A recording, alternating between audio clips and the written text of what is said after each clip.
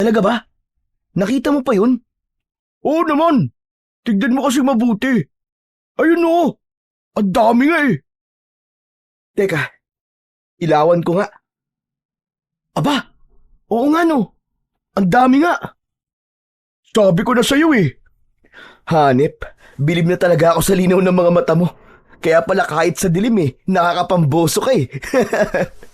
Hoy, grabe ka naman sa akin. Baka mamaya may makarinig sa'yo. Isipin na nambuboso talaga ako. Makarating pa yan kay misis. Ma-outside di ko lambu pa ako. Ikaw talaga puro ka biro eh. Sus, totoo naman eh. Paano ba naman kasi, maski ang dilim-dilim ng paligid nakita mo pa yung mga uwak na nagliliparan. Grabe, ang itim no pre. Kung di ko pa inilawan di ko maaninag yung mga sinasabi mo. Huwag ka maingay. Tahimik na. Isarado mo na yung bibig mo. Ito naman, masyado ka namang nerbiyoso. Huwag ka mag-alala. Safe sa akin ang sikreto mo. Wala namang makakarinig sa atin dito sa laot, no? Maliban na lang kung may sirena dito. Huwag ka naman manakot. Alam mo namang usap-usapan talaga na may sirena talaga dito eh. Pambihira ka naman oh. Talaga ba? Natatakot ka si Serena? Panakot lang sa bata yun. Hindi sila totoo. Nako, mabuti pa tara na sa pantalan. Siguradong pagkakaguluhan na naman ang huli nating mga isda. Tahimik na tumango si Dolpo habang pinagmamasdan pa rin ang mga uwak na lumilipad sa impapawid. Maya-maya pa ay bigla siyang napatingin sa tubig. Parang may anino sa ilalim ng mga alon. At pakiramdam niya ay may nagmamasid at sumusunod sa kanila.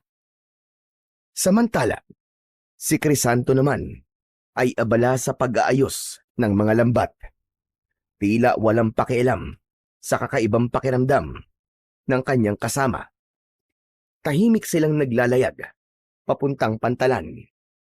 Ilang sandali pa, nang marating nila ang pangpang, nagsimula na silang magbaba ng isda. At tulad ng inaasahan, agad nga na dinagsa sila ng mga tinderang namamakyaw ng kanilang mga isda. At nang matapos ang kanilang pakikipagtransaksyon, umuwi na sila. Ang dalawa ay nakatira sa isang isla kung saan may maliit na komunidad. Maliwanag na nang makarating sila doon. Nakita nilang naghihintay na doon ang asawa ni Dolfo. Nagdadalang tao ito, pero gustong-gusto nito na palaging magpunta sa pangpang para abangan ang pag-uwi ng kanyang mister. Grabe pre, anong gayuma ba ang ginamit mo sa asawa mo? Araw-araw na lang nakaabang sa pampang Walang palya. Anong gayo man sinasabi mo? Ang sabihin mo, masyado siyang nabighani sa kagwapuan ko. Sus, saan bandang gwapo dyan? Patingin nga. Siyempre, sa bandang mukha ko, alangan naman sa mukha mo. Wala kang ang jowa eh. Aray ko naman pre, pinipersonal mo na yata ako niyan Ha? Ikaw talaga Pabiro munang nag-wrestling ang dalawang magkaibigan bago nila dinaong ang bangka. At nang huminto sila at makababa, siniguro nilang nakatali ito para hindi tangayin ng alon. Agad namang sumalubong ang asawa ni Dolpo at niyakap pa ito. Hindi naman maiwasang makaramdam ng inggit si Crisanto sa pagmamahalan ng dalawa. Wala pa naman kasi siyang napupuso ang babae, kaya wala pa siyang nagiging nobya. Umuwi na lamang siya sa bahay. Dala ang isang malaking isda na hindi niya binenta para pang ulam nila ng tatay niya. Oh, nariyan ka na pala anak. Kumain ka na bago matulog Nakapaghain na ako. Salamat tay. Ito nga pala tayo. May uwi ako malaking isda. Aba, napakalaking isda naman ito. Hindi natin ito mauubos anak. Pero anak, para siguradong di masasayang, pagka nakaluto na ako mamayang tanghali, dalhan mo na lang yung anak ni Juana. Ayan na naman kayo tay Nirereto nyo na naman ako kay Sabil Ano bang masama roon? Dalaga naman siya, binata ka naman. Aba, kung hindi ako kikilos anak, Baka hindi ka na makapag-asawa. Tignan mo nga ang kaibigan mo si Dolpo. Magkakaanak na. Samantalang ikaw, bokya ka pa rin. Itay, manliligaw po ako kapag may napusuan na po ako. Sa wala pa po akong nakikitang babae na nagpapatibok po ng puso ko eh. Aba, ano pala ang kulang kay Isabel? Maganda naman siya. Morena. Sexy. Ang gusto mo naman yata kasi, malalabanos ang kutis tulad ng mga nakikita mo sa pantalan. Naku, Crisanto, kung ganung mga babae ang gusto mo, abay, aralin mo ang ibang trabaho. Hindi mo kayang ibigay ang luho ng mga yon sa pangingisda lang. Itay, hindi naman po sa ganon. Hindi lang po talaga si Isabel ang tipo kong babae. Mas matapang pa sa akin yun eh. Hindi kami talo nun. Ay nako, bahala ka nga. Pero sana naman, mabigyan mo na ako ng apo. Para naman kahit matanda na ako at hindi ko na kayang mangisda, ay may pinagkakaabalahan naman ako dito. Oo na po. Susubukan ko po tayo, huwag kayo mag-alala. Pwede na po ba akong kumain? Aba, hindi kumain ka, wala naman pumipigil sa'yo. Hindi ko naman dala ang kaldero. Sige na, kumain ka na. Napapailing na lang si Crisanto habang dumudulog sa mesa. Araw-araw na lang kasi na pinipressure siya ng kanyang ama tungkol sa pag-aasawa. Simula nang mag-asawa ang kaibigan niyang si Dolpo, ay hindi na din tumigil ang ama niya sa kakareto sa kanya, at ang pinakapaborito nitong ereto ay ang anak ng kumari nito. Pero wala talaga siyang gusto kay Isabel. Tuwing nagkikita sila, ay nag-aaway sila at madalas pa nga na magkapikunan. Pagkatapos kumain, ay nagpahangin lang ng konti sa labas si Crisanto at nang antukin, ay pumasok na siya sa kanilang kubo para matulog. Maaga kasi silang pumalaot ni Dolpo, lalo na't kalmado ang dagat kanina. Paglapat ng kanyang katawan sa kanyang higaang katre, ay nakatulog siya kagad. Ilang sandali ang nakalipas. Nagising siya sa tapik ng kanyang ama. Crisanto, gising na. Ano ka ba naman, bata ka? Talagang hindi ka makakapag-asawa niyan. Abay, tanghali na nakahilata ka pa. Tay, ang bilis niyo naman po manggising. Anong oras na po ba? 11:00 na anak, tanghali na. Nakaluto na ako ng ulam. Hala, sige na, bumangon ka na riyan. At bigyan mo ng ulam si Isabel. Anak ng tay naman eh. Akala ko po ba tapos na tayo kay Isabel? Kung talagang gusto niyo siya, bakit hindi kayo manligaw dun? Promise tay, hindi ako magagalit. Total matagal naman ang nasa langit si inay eh. Pwede ka na ulit mag-asawa kung gusto mo. Anak ng lintik na to, bakit akong pinag-aasawa mo? Ikaw ang mag-asawa. Dahil tumatanda ka na. Uy, grabe naman po kayo sa tumatanda, tay. Wala pa nga akong 30 anyos eh. Tsaka tay, sinabi ko na nga sa inyo eh. Hindi kami talo ni Isabel.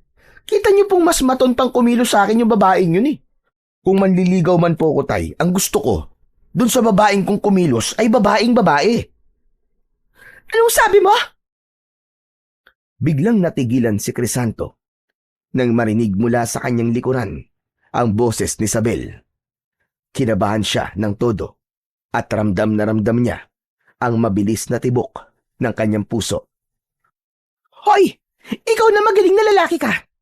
Kung hindi mo ako gustong ligawan, aba, mas lalong ayaw ko magpaligaw sa katulad mo. Tsura mo, kala mo pogi. O, Isabel, Ineng, nariyan ka pala. Nagbibiro lang naman itong binata ko. Huwag mo na siyang pansinin. Sige po. Siya nga po pala man Tiburcio. Pinibibigay po ni Inay itong biko na niluto niya. Para sa inyo lang po ito ha. Hindi pwedeng kainin ng iba riyan. Di wag. Kahit gaano pa kasarap ang luto ni Aling Juana, hindi ko talaga kakainin kapag ikaw ang nagdala. Baka lagyan mo pa ng gayuma yan eh. Mainlove pa ako sa'yo. Abat, ang kapal ng mukha nito ah. Kung manggagayuma lang din naman ako, pipili na ako ng gwapo, hindi katulad mo. Aba, bakit? Gwapo naman ako ah. Pero sorry, hindi ako magpapagayuma sa'yo, no? Abat, talagang ginagalit mo ako, no? Anong gusto mo, ha? Halika dito! Magkasubukan tayo! Oh, kita mo na, Tay. Kita mo na. Ganyang babae ba ang gusto mo manugangin? Masahol pa sa mato na. Anong sabi mo? Visit kan talaga. Nagtaas na ng manggas si Isabel habang nakaamba na ang pagsuntok. Akala mo isang lalaking siga na nag-aamok ng away. Hindi alam ni Crisanto kung bakit sila inirereto ng mga magulang nila. Simulat sa pool naman ay magkaaway na silang dalawa na parabang aso at pusa. Biglang sumulpot si Dolfo. Oh, ano na naman ba yung away na yan? Alam nyo kayong dalawa? Bakit hindi na lang kayo magmahalan kaysa lagi kayo nag-aaway? Tatandang dalaga na lang ako. Kung si Crisanto lang din naman na mapapangasawa ko. Aba, akalain mo yun, dalaga ka pala. Hindi halatang dalaga ka eh. Leche ka! Kung hindi dahil kay inay at Mantibursyo, never akong aapak sa pamamahay mo. Ay nako, makalayas na nga. Ang baho ng amoy dito. Padabog na lumabas ng kubo si Isabel. Sinuntok pa nga nito ang pinto bago tuluyang makalabas. Naiwan naman si Crisanto na naiinis dahil sa ginawa ng babae. Pre, paamuhin mo kasi yung babae. Ginagalit mo eh. Kaya nga naman, turuan mo nga na magpaamo ang kaibigan mo, Dolpo. Para naman hindi na pag-iiwanan. Sige po, Tatay Tiburcio. O ano pre, kailan ko sisimulan ng pagtuturo sa'yo? Si Raulo, saka pa dyan. Diyan ka na nga. Hoy, sandali lang. Ito naman hindi na mabiro. Kaya nga pala ako pumunta dito ay para tanungin ka kung pwede ba tayo ulit pumalaot bukas. Ano ka mo? Gusto mong pumalaot ulit? Aba, sumisipag ka yata ngayon. Oo kailangan eh. Alam mo naman kabuanan na ni Mrs. Tsaka madami ang isdang nahuhuli natin ngayon. Ayoko naman sayangin ang pagkakataong kumita, di ba? Di gaya ng dati. Madaling araw pa rin tayong papalaot. Dating oras ha. O sige, Chong. Salamat. Sige. Oo yan. Ganyan ang masarap sa pag-aasawa, Crisanto. Yung may pinaglalaanan ng kita. Ay nako, si tatay naman oo. Bakit tay? May pinaglalaanan din naman ako ng kita ko ah. Hindi naman nasasayang eh. Sus! Ay siya nga pala, Dolpo. Di ba't malapit ng mga nakang asawa mo? Di ba't dapat binabantayan mo na? Kasi anumang oras, baka mga anak na yon. Opo, Tatay Tiburcio. Pero sabi naman po ni Aling Juana na hindi pa siya manganganak ngayong araw. Kailangan ko po kasing kumayod para din may pera kami sa paglabas ni baby. Sige, ikaw ang bahala.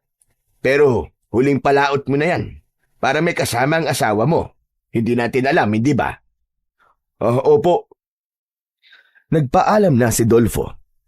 Nang sila namang mag-ama ang naiwan, muling ipinilit ni Mang Tiburcio na dalhan ng ulam ang dalaga. Dahil sa konting pag-aaway kasi ng dalawa, kanina ay nakalimutan na nitong ibigay ang ulam kapalit ng biko na ibinigay nito. Samantala, mabilis na lumipas ang mga oras at sa muling pagsapit ng madaling araw, muling pumalaot ang magkaibigan.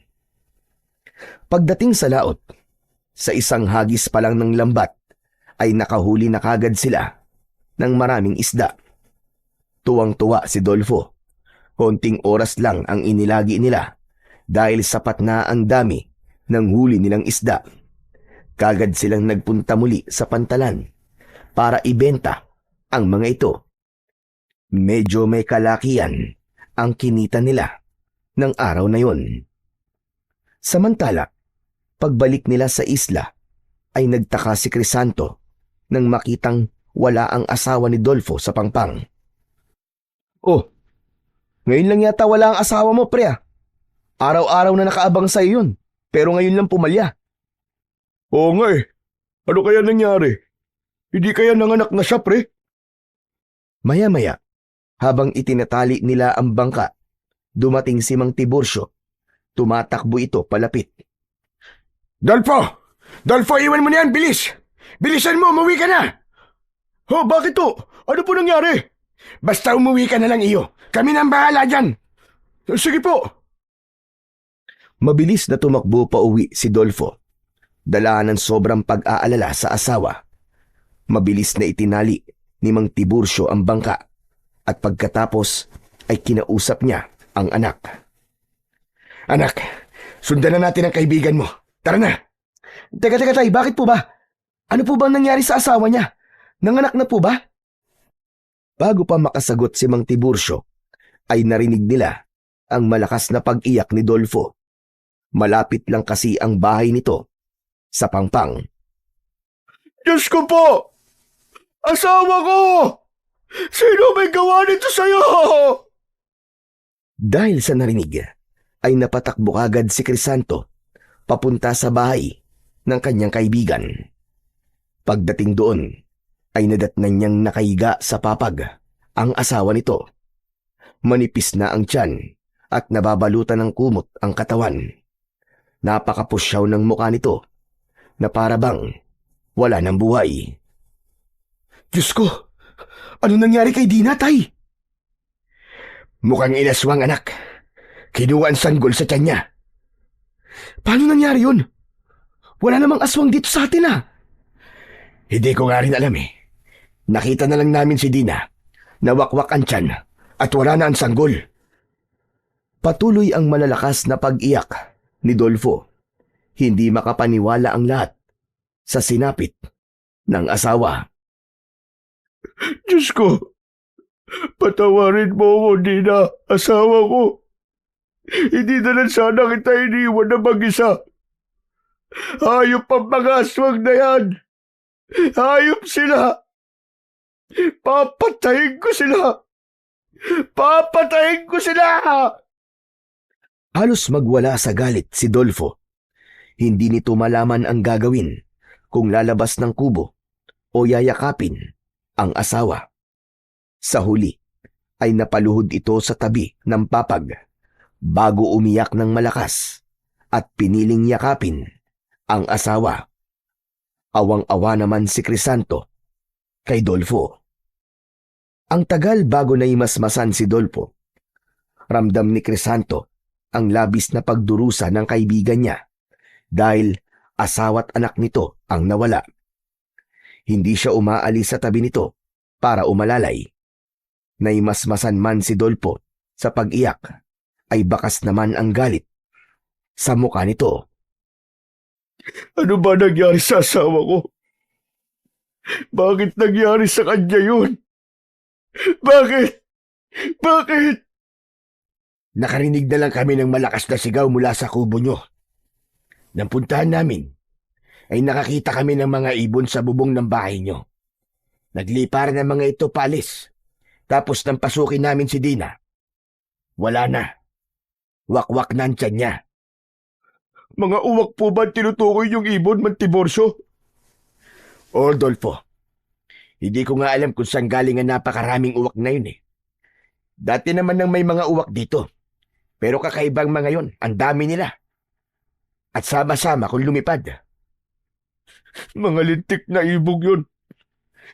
Papatayin ko sila. Papatayin ko sila lahat!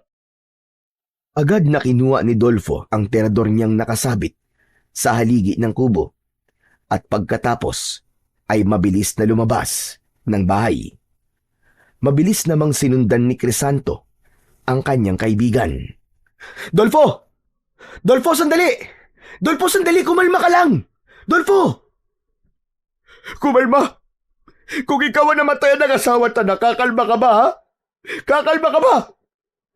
Palibasa! Hindi mo nararamdaman ang nararamdaman ko kasi wala ka namang asawa at anak! Para hindi mo ko kaaway.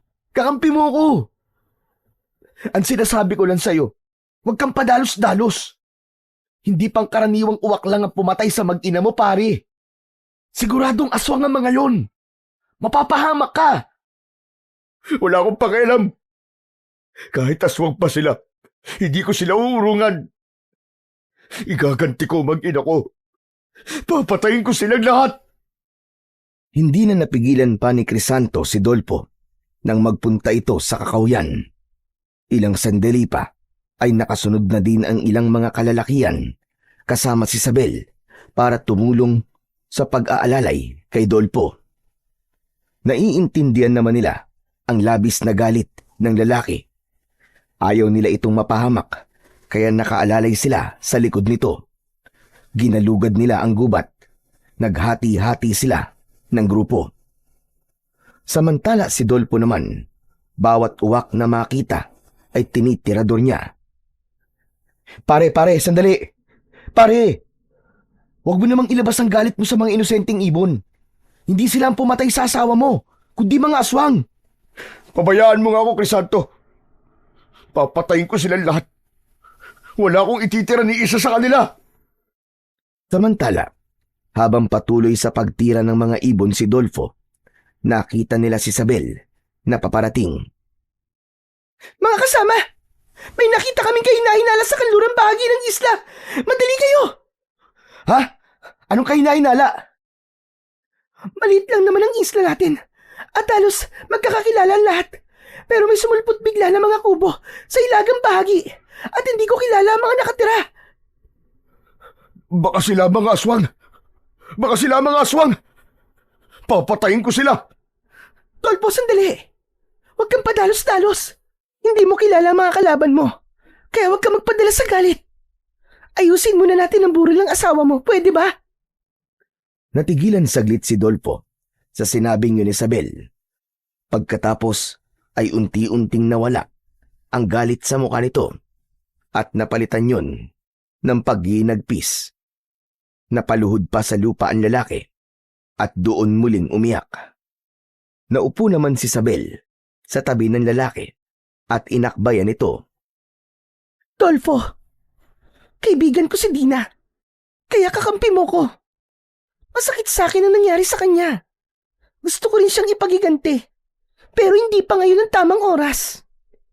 Pagkalibing ni Dina, kasama mo akong tutugis sa mga salot na aswang na yan. Hindi din ako papayag na may mabiktima pa ulit ang mga halimaw na yan. Pumayag din si Dolpo na umuwi matapos itong kausapin ni Isabel. Kahit paano ay napahanga sa dalaga si Crisanto. Hindi niya akalain na sa ganong pagkakataon ay maaasahan pala ang dalaga. Pagka-uwi nila ay agad na inayos ang burol ni Dina. Hindi pa rin makausap ng matino si Dolpo, pero kahit papano ay kumalma na ito. Kailangan nating mahanap ang mga ibon na yon. Kung aswang man sila, ay dapat na silang mapuksa bago pa nila tayo ubusing lahat. Tingin niyo po, tay, mga aswang nga kaya yung mga dayo sa ilaga? Sino pa ba dapat paghinalaan kundi sila lang? Hindi nga natin namalayan ang pagdating nila. Bigla na lang sila nagsulputan dyan. Pero hindi naman pwedeng basta-bastang mambintang na walang ebidensya. Magmamanman po ako mamayang gabi malapit sa kanila. Baka sakaling may masagap po akong ebidensya na sila ang mga aswang na sumalakay sa atin.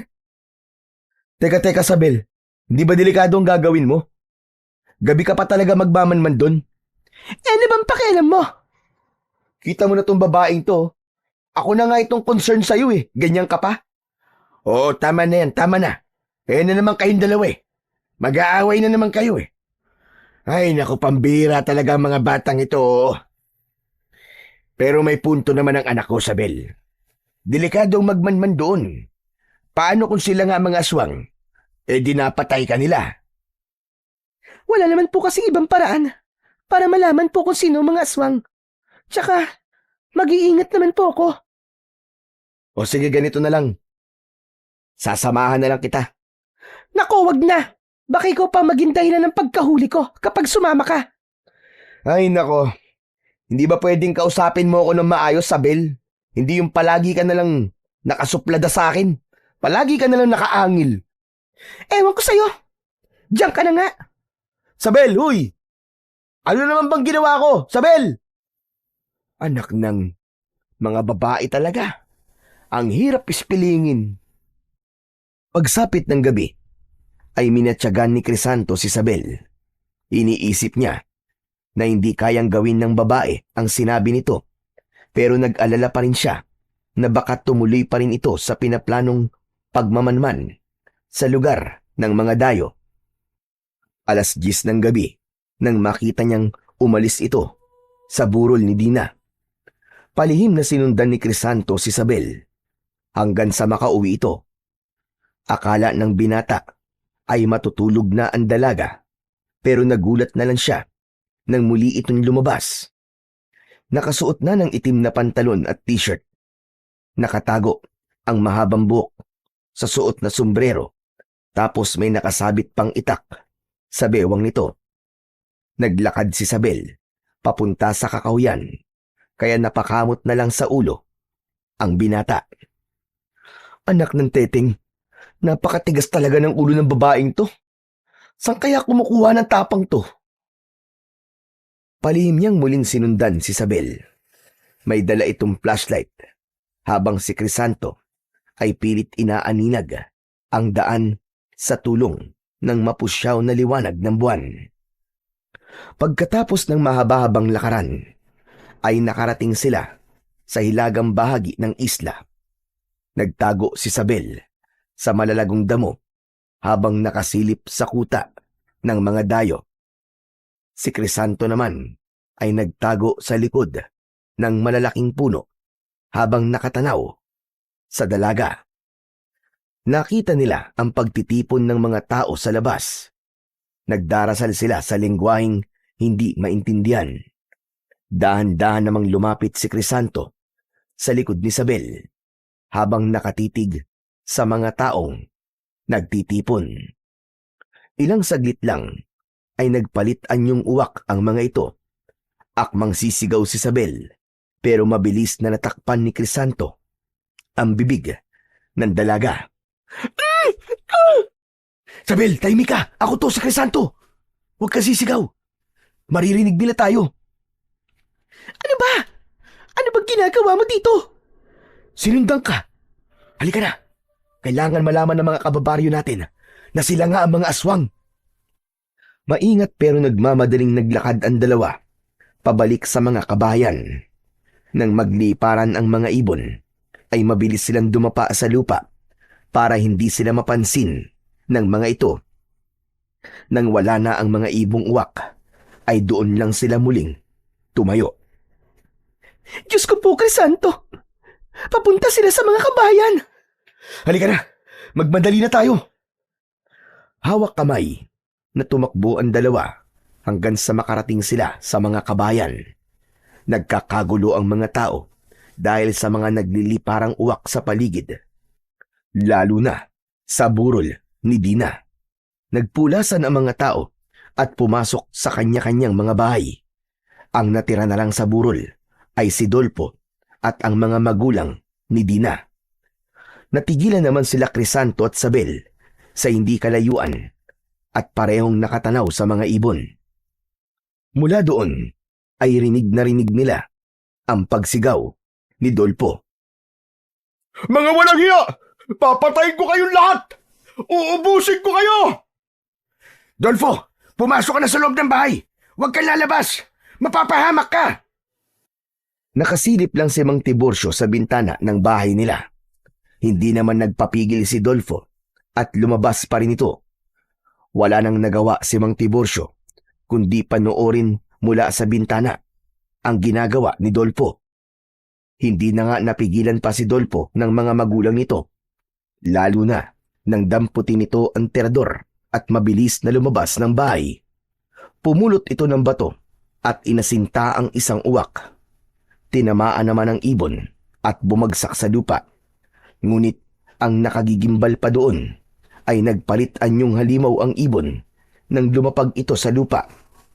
Napuno ng takot ang mga tao, lalo na nang magsipaglapag na rin ang ibang mga ibon sa anyong halimaw. Sige! Dakpin ang lalaking yan! Kunin ang lahat ng mga taong makukuha ninyo! Nagsimulang maging bayulente ang mga aswang. Lahat ng kubo ay winasak ng mga ito para mapalabas ang mga tao. Napuno ng iyakan at sigawan ang islang yon.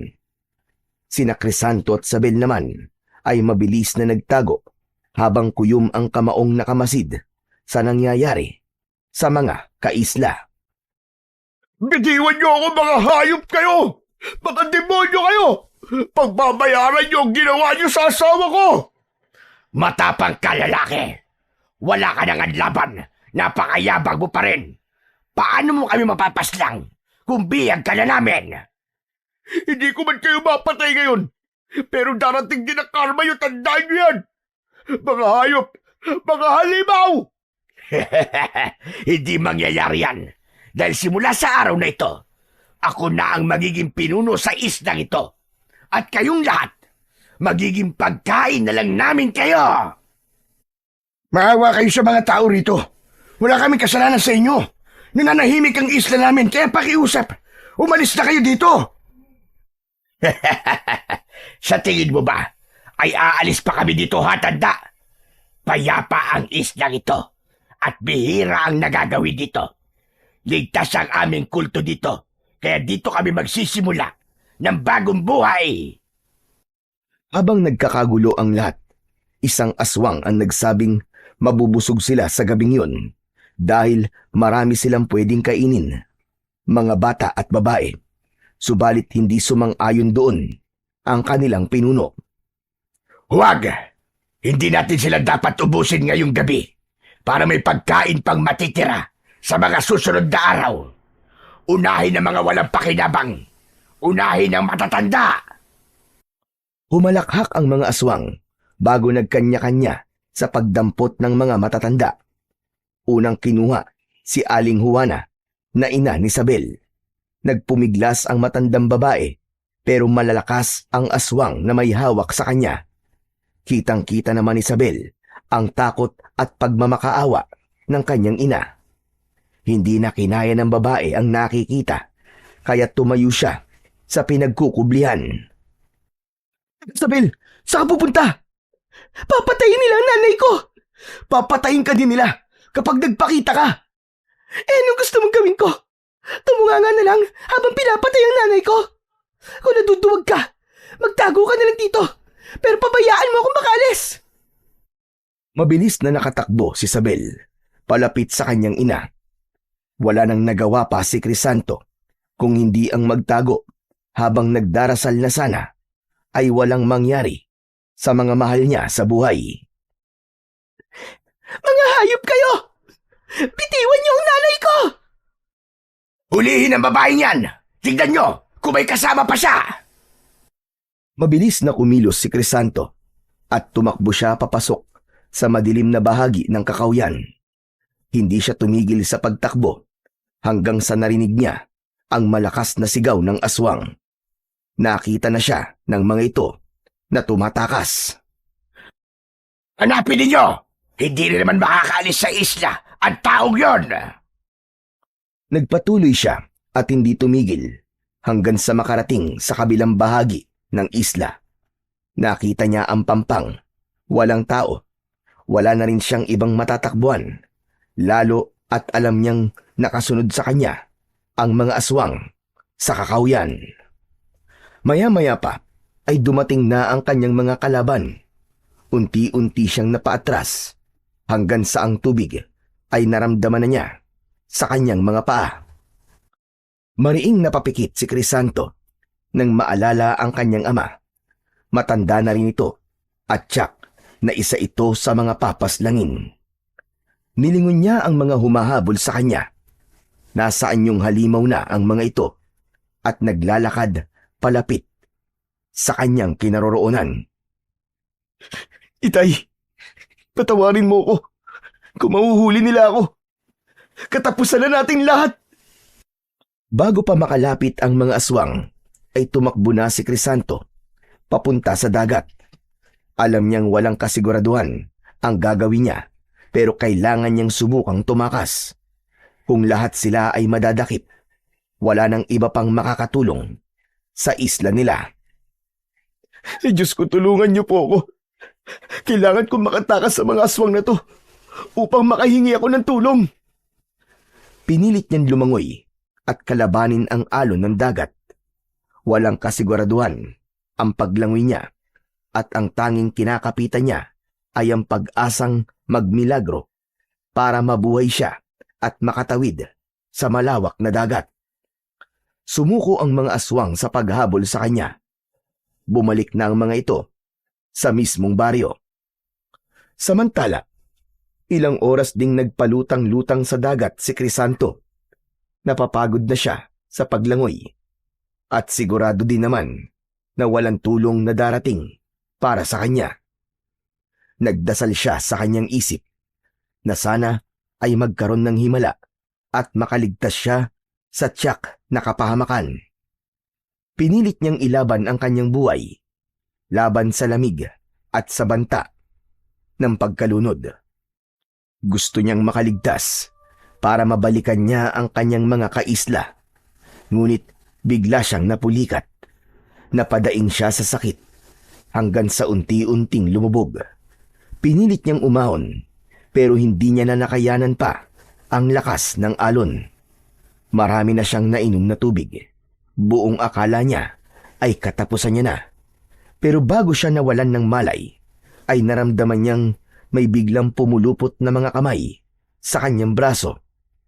Hindi niya na nakita kung sino ang humawak sa kanya dahil tuluyan na siyang nawalan ng malay. Nang bumalik ang ulirat ni Crisanto, ay nasa isang madilim na kuweba na siya at nakahiga sa malaking tipak ng bato. Nananakit ang buo niyang katawan pero pinilit niyang makabangon. Nagulat pa siya nang may marinig na malamyos na tinig. Kumusta na ang iyong pakiramdam, Crisanto? Ha? Sino ka? Nasaan ka? Narito ako sa tubig. Huwag kang mag-alala. Isa akong kaibigan. Isang magandang babae ang nasilayan ni Crisanto na nakalublob sa tubig. Tanging ulo lang nito ang nakalitaw kaya hindi niya makita ang buong katawan ng babae. Nakakapag-adjust na din ang mga mata niya sa dilim. At kahit paano ay may sumisilip na ring liwanag mula sa bukana ng kuweba. Sino ka? Nasaan lugar tayo? Narito ka sa lugar ko. Nalunod ka sa dagat. Kaya dinala kita dito. Isang araw kang walang malay. Teka, naaalala ko na. Tumakas ako mula sa mga aswang na gustong sumakop sa isla. Pinulikat ng pa ako, kaya nalunod ako. Salamat sa tulong mo ha, kaibigan. Ang ginawa kong pagsagip sa buhay mo ay pasasalamat ko din sa pagsagip mo sa amin. Ano? Pagsagip sa inyo? Wala akong natatandaan na may iniligtas akong magandang babae. Ikaw ang pumigil sa mga mangingisda noon sa pagpapasabog ng dinamita sa dagat. Dahil sa iyong katapangan, napigilan sila na iligtas mo muntikang pagkasira ng aming tahanan. Teka, sino ka ba talaga? Hindi ko kasi maintindihan ang mga sinasabi mo. Anong tahanan ng muntik masira? Ang dagat? Ibig sabihin, nakatira ka sa dagat? Lumangoy palapit ang babae at gumapang patungo sa kinatatayuan ni Crisanto. Napaatras ang binata nang makita ang kabuuang katawan ng babae. May buntot ito ng isang isda. Isa kang sirena? Huwag kang matakot, Crisanto. Tulad ng sinabi ko, hindi ako kaaway. Matagal na kitang minamatyagan, kaya alam kong mabuti ang iyong kalooban. Diyos ko po, huwag ka lalapit sa akin. Huwag ka lalapit sa akin. Bakit ka natatakot, Crisanto? Ako ang siyang nagligtas sa buhay mo. Kung gusto kitang saktan, dapat ay pinabayaan na kitang malunod at mamatay. Pero, ano kasi? Hindi kami masama, Crisanto. Mali ang pagkakaunawa niya sa amin. Mga tao masasama at makasarili. Sinisira niya ang dagat. Kung may nasasaktan man kaming tao, Yun ay dahil kailangan naming iligtas ang aming sarili, pati na rin ang aming tahanan. Patawad. Iba ka sa kanila, Crisanto. Alam kong mabuti ang puso mo. Alam ko rin ang kinakaharap mong problema. Naalala bigla ni Crisanto ang kalagayan ng kanilang isla at ang misyon niya kung bakit nilangoy niya ang dagat. Kailangan ko pala makahingi ng tulong. Kung isa kang kaibigan, tulungan mo kung makarating sa pantalan. Sige na. Sa pantalan? Bakit? Kanino kayo hihingi ng tulong doon? Sigurado ka bang matutulungan ka nila? Natigilan si Crisanto sa sinabing yun ng Serena dahil masyadong malayo ang munisipyo sa kanila. Kailangan pa niyang bumiyahe para makarating sa istasyon ng pulisya. Mahihirapan pa siyang ipaliwanag sa mga pulis ang nangyayari sa kanilang isla. Baka hindi sila maniwala na aswang ang sumalakay sa kanila. Pero alam niyang yun lang ang tanging paraan para mailigtas niya ang kanyang mga kaisla. Kailangan ko subukan. Dahil kung di ko gagawin yun, mamamatay ang lahat ng tao sa isla namin. Nakatakas ka na, Crisanto. Bakit babalik ka pa sa isla niyo? Tumakas ako. Hindi para sa sarili ko, kundi para din sa kanila. Kailangan ko silang balikan at tulungan.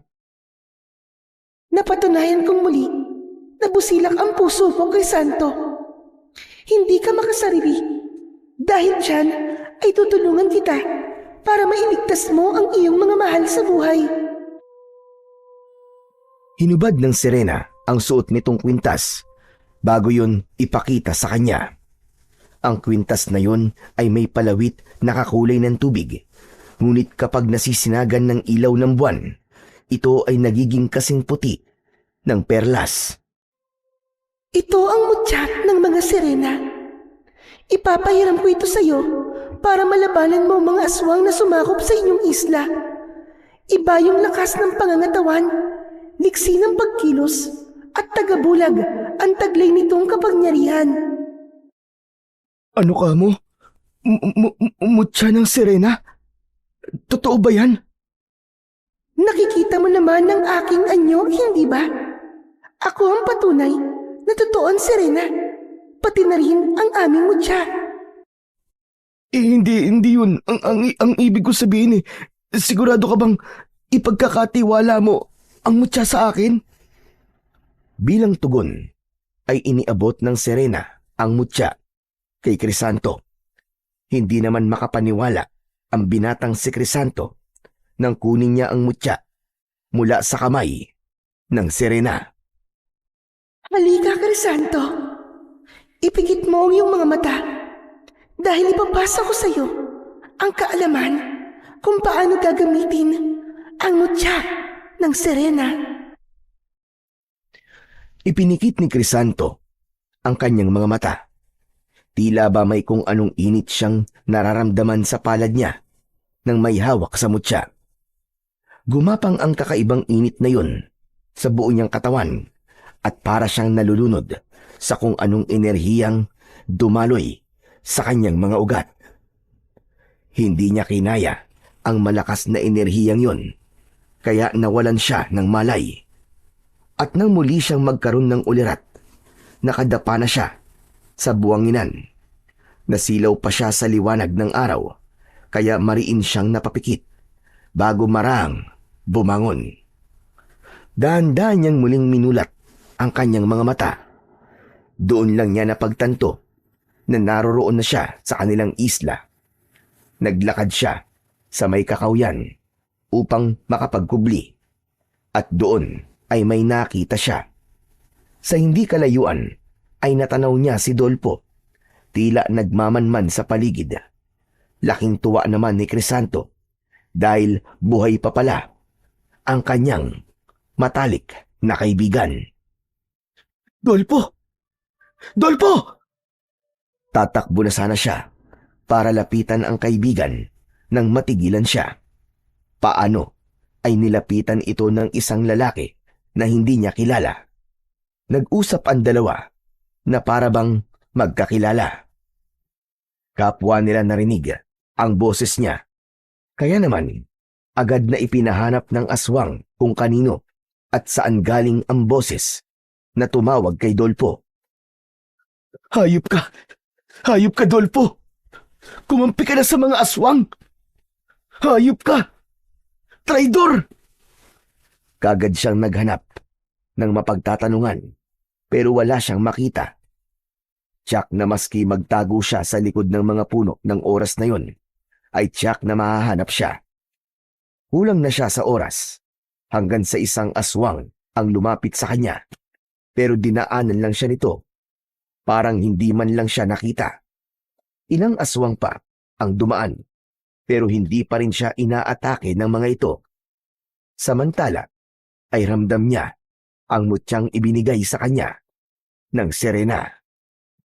Nang mapagtantong may tagabulag ang kapangyarihan ng Serena, minabuti na muna niyang magmatsyag sa paligid. Inabot na siya ng gabi. Nagpaikot-ikot siya sa mga kabayan. Nalungkot siya nang malamang tuluyan na ngang nasakop ng mga aswang ang kanilang isla. Ang mga tao ay ikinulong na parang mga hayop habang ang ilan sa mga taga-isla ay malaya. Yun ang ipinagtataka ni Crisanto. Nang makita niyang lumapit si Dolpo kay Isabel, ay lumapit din siya. Taglay ang tagabulag. Isabel, umanib ka na sa amin para hindi ka na nahihirapan. Kahit kailan, hindi ako magiging duwag na katulad mo, Dolpo. Ipinagpalit mong iyong kaluluwa sa mga aswang para mabuhay ka. Nakalimutan mo na ba na sila ang pumatay sa iyong mag-ina? Hindi ko nakakalimutan yan, Isabel. Pero sa pagkakataong to, kailangan kong pumili kung buhay at kamatayan. Natural na pipiliin ko mabuhay. Kaya kung ako sa'yo, pumayag ka ng maging aswang. Hindi natin alam. Baka isa sa mga araw na to, ikaw na ang susunod na maging pagkain. Mabuti nang mamatay nang may dangal kaysa maging katulad mong hangal. Umalis ka dito kung wala ka rin namang matinong sasabihin. Layas! Gusto lang naman kitang iligtas eh. Huwag mo na akong kumbinsihin dahil hindi ako aanib sa inyong mga animal kayo. Dolfo, sana hindi ka isumpa ng asawa at anak mo. Hayop ka. Masahol ka pa sa kanila. Hindi nakinig si Dolpo kay Isabel. Mabilis na lumayo ito kay Isabel. Ngunit sa sandaling umalis ito at nakatalikod na sa dalaga, kitang-kita ni Crisanto na tumulo ang luha sa mga mata ng kaibigan. Nagpatuloy ito sa paglalakad hanggang sa tinabihan ito ng isang lalaki. Sabay silang naglakad palapit sa kanya. Sandali lang, Dolpo. May kakaiba sa lugar na to. Ramdam ko malakas na enerhiya sa paligid. Ha? Anong ibig mo sabihin? Mukhang may nakapasok na antingero. Kailangan itong malaman ni Amang Segundo. Teka, sandali lang. Sigurado ka ba? Wala naman ako nararamdaman ah. Dahil bagong yagaw ka pa lang. Hindi ka pa naturuan ni Amang Segundo ng lihim na aral. Ano ka mo? Lihim na aral? Yung ba yung mga ritual na ginagawa nyo? Mamaya na maraming tanong. Puntahan na natin si Amang Segundo. Umalis na ang dalawa. Samantala, gusto pa sanang itakas ni Crisanto si Isabel, pero nauubos na din ang oras niya. May kung anong boses siyang naririnig na nagsasabing nawawala na ang bisa nito. Kaya naman, agad siyang nagdesisyon na lumayo na muna doon, pansamantala. Mabilis siyang tumakbo palayo at nagtago sa malalaking tipak ng bato, malapit sa dagat. Hindi naman makalapit ang mga aswang doon dahil takot sila sa tubig alat. Nang makapagpahinga, ay pumuslit naman siya sa kubong tinitirahan nila dati na ngayon ay aswang na ang nakatira. Kinuha niya ang kanyang itak at mabilis na pumunta sa kakawyan. Nagputol siya ng mga sanga ng kahoy at pinatulis niya ang dulo para maging sibat. Inunti-unti niya ang paggawa ng sibat. Pagkatapos ay dinala ito sa kakawyan na malapit sa mga bahay. Tinabunan niya ng mga tuyong dahon para hindi makita ng mga aswang. Maingat ang bawat pagkilos niya dahil kailangan niyang magdoble ingat, lalo na't nararamdaman ng mga aswang ang presensya niya. Nagmasid-masid din siya sa paligid para mapag-aralan ang kilos ng mga aswang. Hindi lang siya lumalapit sa pinuno ng mga ito dahil alam niyang ito ang pinakamalakas sa lahat. Nang sumunod na araw ay pinuntahan niya ang kubong kinaroroonan ni Sabel para makausap ang dalaga. Sabel! Sabel! Crisanto? Diyos ko, Crisanto! Ikaw nga! Akala ko iniwan mo na kami. Iniligtas ko lang ang sarili ko. Pero ito na ako ngayon. Nakabalik na ako. Pero narinig ko, mga aswang, ang sabi nila, nilangoy mo daw ang dagat. Paano ka nakaligtas? May awa pa rin ng Diyos sa atin, Sabel. Hinayaan niya ako mabuhay. Buti bumalik ka pa, Crisanto. Pinatay nila ang tatay. Ano? Hindi. Pero, patawad. Hindi ko sila nailigtas. Hindi ko kaya. Mga hayop sila. Mga hayop sila. Kung hindi ka na sana umalis nun, sana natulungan mo ko. Pero Sabel, kailangan kong umalis nun. Dahil lang nasa isip ko nun ay ang humingi ng tulong. May nahanap ka ba? Nasaan sila? Nasaan ang tutulong sa atin? Wala. Pero bumalik ako ng mas malakas. Pero kailangan kong tulong mo. Ililigtas natin ang isla. Pero bago yun, gusto kong kausapin mo si Dolpo. Si Dolfo? Ang walang yun. Traidor ang kaibigan mo na yun. Kumampi sa mga kaaway. Kapalit ang buhay niya. Hindi traidor ang kaibigan ko, Sabel. Hindi niya gagawin yun. Pero ginawa na nga niya. Malakas ang kutob ko na may pinaplano yun, Sabel. Hindi siya basta-basta kakampi sa kaaway, maniwala ka sa akin. Hindi. Ayoko makipag-usap sa hayop na traidor na yun. Hindi yan ang gusto kong marinig. Ang gusto kong malaman ay kung paano mo kami matutulungan. Ano magagawa mo para iligtas ang isla? May tatakas mo ba kaming lahat? Walang paraan para makatakas tayong lahat sa isla. Dahil sinira nila ang lahat ng mga bangka. Ang magagawa lang natin ay labanan sila. Ano? Labanan? Nagpapatawa ka ba? Ano ang laban natin sa mga aswang? Kapwa natigilan ang dalawa nang may marinig silang yabag na paparating. Agad na pumuesto si Crisanto sa gilid ng pinto. Kaya nang bumukas ito, ay hindi siya nakita ng lalaking pumasok. Sino kausap mo rito? Bakit? May nakikita ka bang tao dito? Nakausap ko? Abat, pilosopo kang babae ka. Magpakasaya ka na ngayon. Dahil mamayang gabi, katapusan mo na. Hindi ako natatakot sa inyo. Patayin niyo man ako. Hindi ko isusuko ang kaluluwa ko sa sinasamba niyong demonyo. Hehehe, tignan na lang natin mamaya. Ang tapang mo. Paalis na sana ang aswang nang matigilan ito. Sumingot-singot ito sa paligid at para bang nakikiramdam. Sisilip sana ito sa likod ng pinto pero mabilis na humarang si Sabel. Ano ba yun, ha? Bakit hindi ka pa umalis dito? Sino ang tinatago mo dito, ha, babae? Paano naman ako makapagtatago dito ng tao? Kinukulong niyo ako. Huwag kang sinungaling. Ramdam ko ang presensya ng antingero. Ilabas mo na siya. Wala nga akong tinatago. Kung ganon, hayaan mo kung masilip ang likod ng pinto. Ang kulit mo, ah. Sinabi nang umalis ka dito eh! Matapang na sinugod ni Isabel ang aswang na nasa anyong tao pa.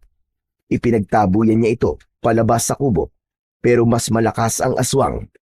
Isang tabig lang nito kay Isabel ay tumilapon na sa sulok ang dalaga.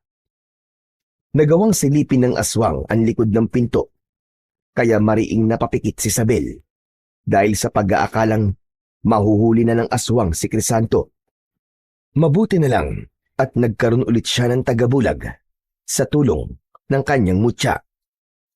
Walang nakita ang aswang sa likod ng pinto, kaya naman nagtaka ito. Anak nang, kaninong malakas na enerhiya ang nararamdaman ko? Hindi kaya ikaw yon, babae? Isa ka bang antingera? Magsalita ka! Kung antingera ako, matagal na kitang pinatay. Kung ganon, sabihin mo sa akin kung sino siya. Aba malay ko! Nakakulong ako dito, tapos ako ang tatanungin mo. Talagang matalas ang dila mo, babae ka! Sasakali na sana ng aswang si Isabel, pero agad itong sinugod ni Crisanto. Inilabas niya ang itak na nakuha niya sa kubo nila, at yun ang ginamit na pansaksak sa aswang. Napatakip naman sa bibig si Isabel nang makita niyang dumugo ang parting dibdib ng aswang, at saglit lang ay binawian na ito ng buhay. Hindi rin kasi nakikita ni Isabel si Crisanto. Isabel, naniniwala ka na ba sa akin na kaya ko kayong tulungan? Crisanto? Crisanto, nasan ka? Taglay kong tagabulag na nakuha ko sa mutya na Serena. Presensya ng mutya ang nararamdaman ng mga aswang. Pero, papanong... Tsaka na ako magpapaliwanag, Isabel. Kailangan ko ang tulong mo. Kapag tinipon kayo mamaya para pakainin, bulungan mo ang ibang mga kalalakihan. Sabihan mong may mga sibat akong ginawa at itinago malapit sa kakauyan. Tinabunan ko ang mga to ng mga tuyong dahon. Magagamit ninyong panlaban yun sa mga aswang. Basta, itarak nyo direkta sa dibdib nila. Sige. Pero paano? Anong gagawin natin? Paano namin yun makukuha? Makinig kang mabuti. Gagawa ako ng gulo. At kapag nagkagulo ang mga aswang, ayun na ang hudyat para magsitakbo kayo at kunin ang mga armas. Ang importante ay hindi malaman ng mga aswang ang binabalak natin. Sige, Crisanto. Ako nang bahalang magsabi sa iba. Pero, paano ang bangkay na yan? Huwag ka mag-alala. Ako nang bahala dyan. Binuhat ni Crisanto ang bangkay ng aswang. Hindi ito naabo dahil anyong tao ito nang mapaslang niya. Iilan lang ang mga aswang nagising para magbantay. Karamihan sa kanila ay tulog sa araw. Kaya naman, hindi nahirapan si Crisanto na ilabas sa kubo ang bangkay. Dinala niya ito sa harap ng kubong tinitirhan ni Segundo. Matapos yun, ay bumalik na siya sa dagat para planuhin ang gagawing paglusob mamayang gabi. Magdadagdag pa siya ng mga sibat para mas maraming magamit ang mga kalalakihan kapag nagsimula na ang pakikipaglaban nila sa mga aswang. Habang naglalakad, ay nakita niya ang ibang mga aswang na nagbabantay sa paligid. Hindi kasama ang kaibigan niyang si Dolpo sa nakatokang magbantay doon ng araw na yun. May mga inaatasan kasi ang pinunong si Segundo para magbantay sa dating daungan ng mga bangka para makita kung may darating o aalis. Wala na din naman ang mga bangkang pangisda doon dahil sinira na ito ng mga aswang. Agad na naalala ni Crisanto ang kanyang ama, pati na ang mga kababayan niyang pinatay ng mga ito. Nakaramdam siya ng matinding galit. Mga hayop kayo! Magbabayad kayong lahat! Magbabayad kayo sa ginawa niyo sa amin! Hinugot niya ang itak na nakasukbit sa bewang niya bago marahang nilapitan ang isang aswang. Agad niya itong sinaksak sa bandang dibdib. Hindi man lang namalayan ng mga kasama nito ang ginawa niyang pagpatay. 5 aswang ang naroon, kaya kailangan niyang magdahan-dahan para hindi siya mapansin ng mga ito. 1 aswang pa ang nakahiwalay sa mga kasama, kaya iyon ang pinuntirya niya. Agad niya itong sinaksak sa bandang dibdib din, na agad nitong ikinamatay. 3 aswang na lamang ang natitira at nagkukumpulan ang mga ito. Hindi naman siya nakikita, kaya marahan siyang lumapit sa kinatatayuan ng mga ito. Nang makalapit siya, ay naalerto ang mga aswang. Parang nararamdaman ng mga ito ang presensya niya.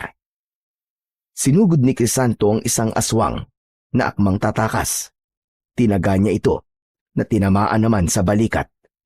Lalong nataranta ang 2 pang aswang na kasama nito. Lalo na nang mapadapa sa lupa ang nataga niya. Hindi na siya nag-aksaya pa ng panahon at agad na sinalakay ang isa pa. Tinaga niya ang leeg nito. Tumalsik ang ulo nito papunta sa 1 pang aswang. Nanlaki sa takot ang mga mata nito bago tumakbo, palayo, habang sumisigaw. "Hayop ka! Tatakas ka pa! Wala ka ng kawala! Papatayin kita!" Maliksing kumilos si Crisanto dahil na rin sa tulong ng mutya ng sirena. Nahabol niya ang tumatakas na aswang at agad na tinaga sa likod. Humiyaw sa sakit ang aswang, pero hindi niya na ito hinayaang makatakbo pa. Sinaksak niya kagad ito sa dibdib na agad nitong ikinamatay. Binalikan naman niya ang 1 pang aswang na nataga niya sa balikat. Gumagapang ito sa lupa dahil hindi na nito maigalaw ang 1 braso. Tinapakan naman ito ni Crisanto sa likod, kaya napadaing ito sa sakit. Sino kang lapastagag ka? Magpakita ka sa akin kung talagang matapang ka. Magpakita ka! Kayo ang mga lapastangan. Mga demonyo kayo. Hindi nyo lang inangkin ang islang ito. Ginawa nyo pang masahol sa baboy ang mga nakatira dito. Mga demonyo kayo! Humanda ka kay Amang Segundo. Hindi ka niya bubuhayin. Ang ama nyo ang humanda sa akin. Pagbabayaran niya ang ginawa niya sa islang ito at sa mga tao dito. Hindi mo siya kaya. Papatayin ka rin niya. Ganon. Sayang, dahil mauuna ka, hindi mo na makikita kung paano ko papaslangin ang minamahal mong Amang Segundo. Tinagpas ni Crisanto ang ulo ng aswang. Nagtalsikan pa ang mga dugo nito sa kanya. Paalis na siya nang marinig niya ang mga nagkakagulong aswang. Narinig ng mga ito ang pagtawag kanina ng aswang na napaslang niya.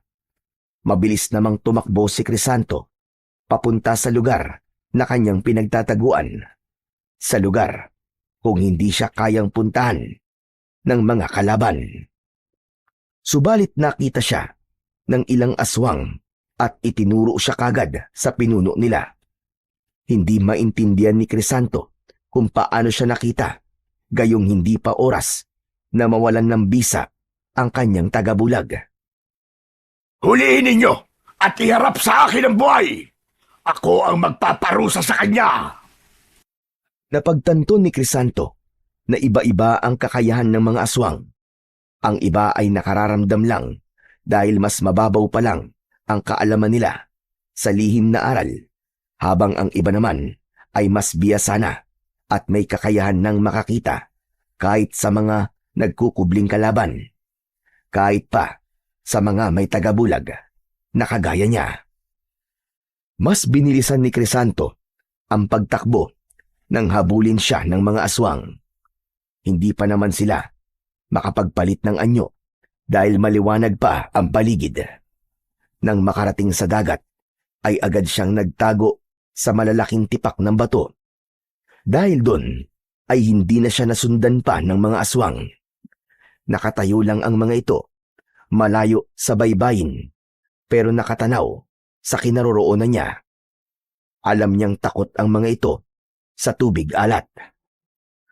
Akala mo ba makakatapak ka pa sa isla nito? Hanggang diyan ka na lang, lapastangang lalaki! Maghintay kayo dyan! Wala akong pakialam na mamuti ang mga mata nyo sa kakahintay sa akin! Nagbantay nga ang mga aswang upang hindi siya muling makapasok sa isla. Samantala, pagsapit ng takip silim, ay umalis na si Amang Segundo na pinuno ng mga aswang. Natira na lamang ang iba pang mga aswang para magbantay sa kanya. Mga siraulo! Magbantay kayo hanggat gusto nyo! Taglay niya ang mutya ng sirena. Kaya naman, may kakayahan siyang lumangoy at pumailalim sa tubig ng matagal. Naghanap siya ng ibang madadaanan upang muling makapasok sa isla. Nang makahanap, ay agad na siyang umahon at naglakad papasok sa kakawyan. Subalit may nakakita ulit sa kanya. Anak nang, nalintikan na! May bantay din pala dito! Inihanda niya ang sarili niya sa pagsugod ng mga aswang. 3 aswang ang nandoon at agad na pumalibot sa kanya. Sumugod ng isa at hinawakan siya sa balikat. Agad naman itong napasok, kaya napaatras. O ano? Lumapit pa kayo! Akala ko ba kaya niyo ko? Ano? Lapit pa! Lapit! Napaatras ang mga ito habang patuloy sa pag-angil. Kung ayaw niyo lumapit, sige, ako na lang ang lalapit sa inyo. Mabilis na tumalikod ang mga aswang at akmang tatakbo sana nang umabante siya. Subalit dahil sa taglay niyang bilis ay agad niyang nilapitan ng mga ito at gamit ang kanyang itak, tinaga niya ang isa. Ngunit maliksing nakaiwas ito sa pag-atake niya. Pinagtawanan pa siya ng mga aswang. Pinakalma niya ang sarili. Maya-maya pa ay tila bumubulong na sa kanya ang mga alon. Narinig niya ang tinig ng sirena. Malayo yun, pero naiintindihan niya. Itinuro nito ang orasyon na dapat niyang sambitin. Mabilis siyang kumilos. Ang kanyang liksi ay katulad ng sakidlat. Sa gulat ng mga aswang, isa ang nagsabi na kailangang tawagin na nila ang kanilang mga kasama. Hindi ako papayag na makaalis pa kayo. Ano kayo, mga hilo? Mga hayop kayo. Para to sa tatay ko! Dumaing sa sakit ang unang aswang na kanyang nasaksak. Ito pa! Para sa lahat ng mga pinatay nyo! Muli ay sinaksak niya ito hanggang sa mamatay. Papatakas na ang 2 aswang, pero mabilis niyang nahabol ang isa pa. Nagmamakaawa ito ng gusto sa kanya na wag papatayin. Nagmakaawa din ang mga pinatay nyo. Pero nakinig ba kayo, ha? Nakinig ba kayo? Papatayin ko kayong lahat. Hindi kayo dapat kaawaan! Mabilis ang bawat galaw ni Crisanto. Napatay niya ang 2 aswang, habang ang isa na mas malakas at may kakayahang makakita sa kanya ay mabilis na nakatakbo at nakalayo para magtawag sana ng mga kasama. Hinabol niya ito at agad namang naabutan. Ang lalaki ay biglang nagbago ng anyo at inihanda ang sarili sa malakas na pag-alulong, pero mabilis na dinamba ito ni Crisanto. Nagpambuno silang 2 hanggang natumba at nagpagulong-gulong sa lupa. Unang nakatayo si Crisanto, kaya pagtayo ng aswang ay tinaga niya ito sa likod. Isang mahaba at malalim na hiwa ang tinamo ng aswang. Dahil sagrado ng orasyon at nababad sa tubig alat ang itak, ay agad na umusok ang sugat ng aswang hanggang sa magliyab ang katawan nito at tuluyang tupukin ng apoy. Aalis na sana si Crisanto, pero nagsidatingan ang mga aswang na kanina ay nagbabantay sa kanya sa pangpang. Pinalibutan siya ng mga ito, kaya umusal siya ng proteksyon bago sinugod ang isang aswang. Natutuyo na ang katawan niya, kaya Wala na ang tubig, alat, na pumuprotekta sa kanya. Galit na galit ang mga aswang sa kanya. Minumura at sinusumpa na siya ng isa. Ang dami mong sinasabi, hayop ka! Tapusin na natin to! Sumugod si Crisanto habang iwinawasiwas ang itak. Malakas ang puwersang inilalabas niya, kaya hindi makalapit ang mga aswang. Kayang-kaya niyang sabayan ang liksi ng pagkilos nila. Nagpalit ng anyong halimaw ang mga ito. Sumugod ang mga ito sa kanya, pero bago pa siya makalmot, ay tinamaan na ng talim ng kanyang itak ang isa sa mga ito. Lumalabas lang ang tapang niyo dahil marami kayo. 5 laban sa isa. Hindi kaya ako lugi niyan? Pinagtawanan siya ng mga aswang. Tinawag na duwag at walang kwenta si Crisanto. Ano? Ako duwag? Mga diablong buwang kayong lahat! Papatayin ko kayo! Papatayin ko kayo! Nagkaroon ng matinding laban. Malulupit ang mga bagong aswang na kalaban niya. Walang silbi ang kanyang tagabulag dahil nakikita siya ng mga ito. Mabibilis din ang kanilang mga kilos. Medyo nahihirapan si Crisanto sa pagpaslang sa mga ito. Ilang sandali ang nakalipas ay biglang natigilan ng binata nang makakita ng ibang grupong pasugod sa mga aswang na kalaban niya. Pagdating ng mga ito, ay agad na sumiklab ang laban. Nahati ang atensyon ng mga ito, kaya naman nagkaroon siya ng pagkakataong labanan isa-isa ang mga aswang. Mabilis siyang kumilos at kinilala ang mga aswang base sa suot nilang mga damit. Hinayaan niyang mabuhay ang mga aswang na bagong dating. Natalo nila ang mga malalakas na aswang. Hindi ko alam kung bakit kinakalaban niyo ang kapwa niyo aswang. Pero maraming salamat. Nailigtas niyo ako kahit hindi niyo intensyon. Umalis na ang aswang. Naiwang mag-isa si Crisanto. Sa mga sandaling yon ay bigla siyang kinutuban na baka mga rebelding aswang ang tumulong sa kanya. Mga aswang na hinawaan lang ng mga kasama ni Segundo. Gagawin ko ang lahat ng makakaya ko para mapalaya ang islang to sa kamay ng mga aswang. Tumindig siya at naglakad patungo sa ginagawang bulwagan ng mga aswang. Doon kasi nila ginagawa ang ritual ng pagyayanggaw at doon din sila namimili ng taong kakainin. Hindi agad lumapit si Crisanto sa bulwagan. Marami ng mga aswang doon, pero wala pa ang mga biyag nilang tao. Umakyat sa puno si Crisanto para hindi siya mapansin ng mga aswang.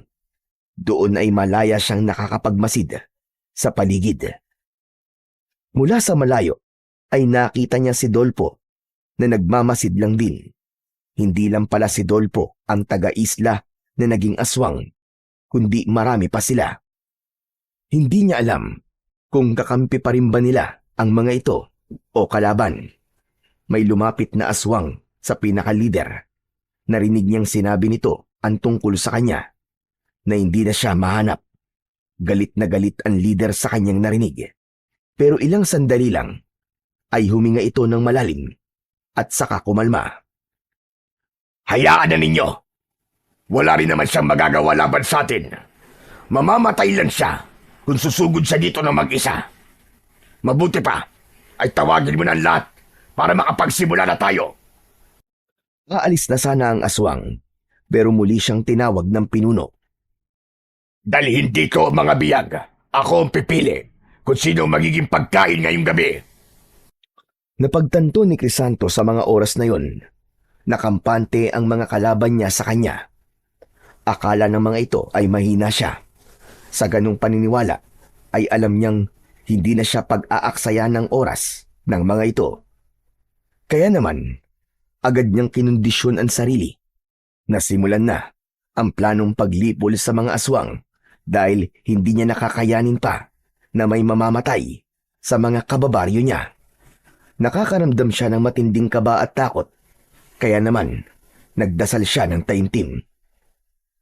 Diyos ko, kayo na po ang bahala sa amin. Tulungan niyo po kaming labanan ng mga kampo ng demonyo. Huwag niyo po kaming pababayaan.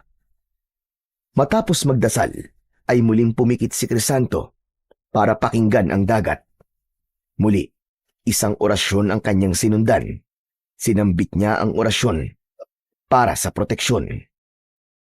Inundisyon niya ang sarili hanggang sa maramdaman na niya ang paggapang ng init na nagmumula sa mutya ng sirena papunta sa buo niyang katawan.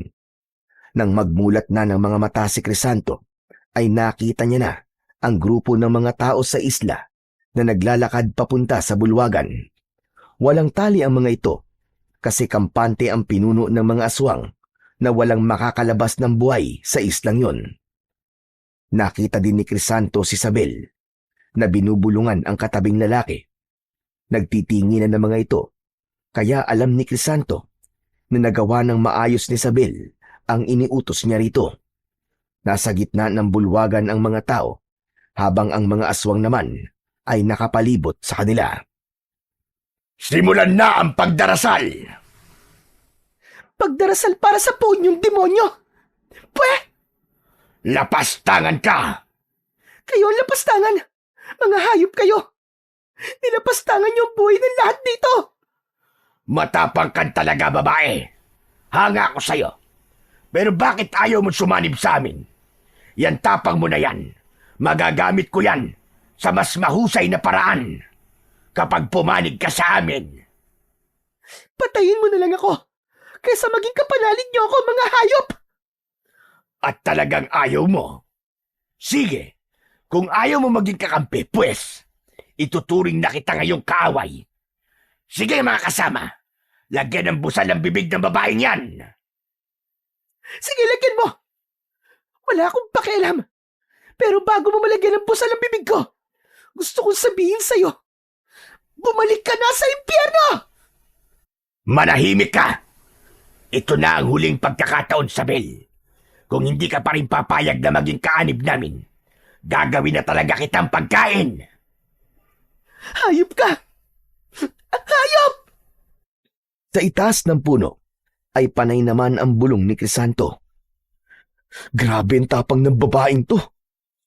Baka ikapahamak mo ang katabilan ng dila mo, Sabel. Ilang sandali pa, nakita ni Crisanto na nagsiluhod ang mga aswang sa puon nila.